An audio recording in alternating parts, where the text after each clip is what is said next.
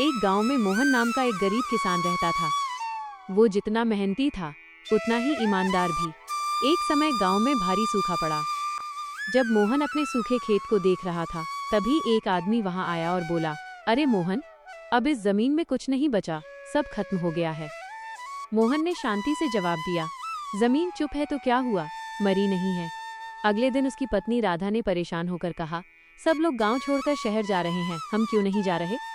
मोहन ने दृढ़ता से कहा, क्योंकि शहर को भी खाना यहीं से जाता है।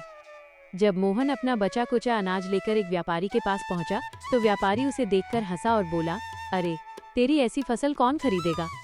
मोहन ने आंखों में अटूट विश्वास के साथ कहा, जिसे भूख लगेगी वो खरीदेगा। एक रात मोहन अपने घर के बाहर मिट्टी के ढेर के पास बैठा था। उसने मुट्ठी में मिट्टी उठाई और भावुक होकर बोला, लोग तुझ पर भरोसा छोड़ चुके हैं पर मैं नहीं। मोहन ने अब अपने खेत में अनाज के बजाय घास और पेड़ लगाना शुरू कर दिया। गांव वाले उसे देखकर कहते, ये खेती नहीं, पागलपन है।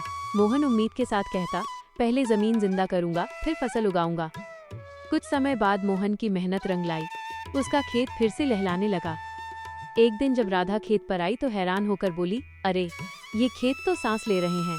मोहन मुस्कुराया और बोला, हमने इस मिट्टी की सेवा की है, इसलिए आज ये इतनी हरी भरी है। जब मोहन अपनी सब्जियां लेकर बाजार पहुंचा तो एक ग्राहक ने भाव सुनकर पूछा, ये सब्जियां इतनी महंगी क्यों हैं? मोहन ने गर्व से कहा, क्योंकि ये जहर से नहीं, सब्र से पैदा हुई हैं। खेत में काम करते समय एक बच्चे ने मोहन से पूछा, काका, आप काम करते समय इतना कम क्यों बोलते हो? मोहन ने मुस्कुराते हुए जवाब दिया, क्योंकि जब किसान ज्यादा बोलता है तो जमीन कम सुनती है। सीख, मॉरल, असली किसान वो नहीं